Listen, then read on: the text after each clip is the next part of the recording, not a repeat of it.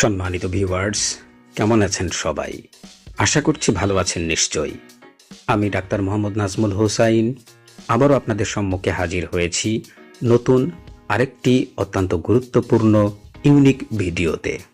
সুপ্রিয় বন্ধুরা, আজ আমি আপনাদের সম্মুখে আলোচনা করব ডিসপ্লেসমেন্ট অফ ইউটেরাস বা জরায়ুর স্থানচ্যুতি রোগের ধারাবাহিক পর্বের তৃতীয় পর্ব, অর্থাৎ ডিসপ্লেসমেন্ট অফ ইউটেরাস বা জরায়ুর স্থানচ্যুতির লক্ষণসমূহ সম্পর্কে।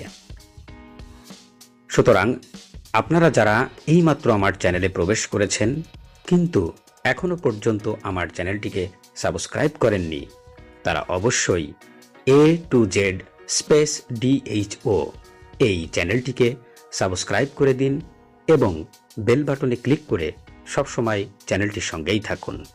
তো চলুন বন্ধুরা, আর দেরি না করে ডিসপ্লেসমেন্ট অফ ইউটেরাস বা জরায়ুর স্থানচ্যুতির লক্ষণসমূহ সম্পর্কে আলোচনা করা যাক।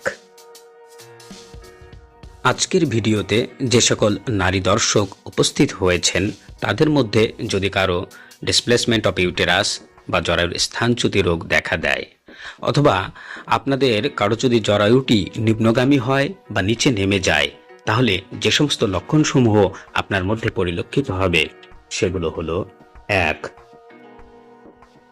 অস্বস্তিকর অনুভূতি, ঋতুস্রাবের রাস্তায় কোনো কিছু বের হয়ে আসছে বা জায়গাটা ভার ভার অনুভূত হবে। 2. দাঁড়িয়ে থাকা অবস্থায় কোমরে ব্যথা অনুভূত হবে। 3. ঘন ঘন প্রস্রাব হবে, প্রস্রাব অসম্পূর্ণ হওয়ার অনুভূতি দেখা দিতে পারে, অনেক সময় অনবরত প্রস্রাব ঝরা যদি স্ফিংটার ঢিলা হয়ে যায়। 4. কোষ্ঠকাঠিন্য, পায়খানা অসম্পূর্ণ হওয়ার অনুভূতি হতে পারে। 5. সাদা স্রাব, পুজ মিশ্রিত বা লালচে স্রাব দেখা দিতে পারে।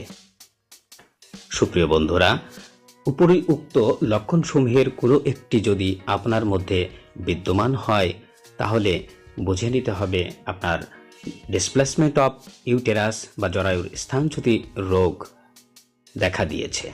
সম্মানিত ভিউয়ার্স, আশা করছি আজকের আলোচনা থেকে আপনারা সকলেই উপকৃত হতে পেরেছেন।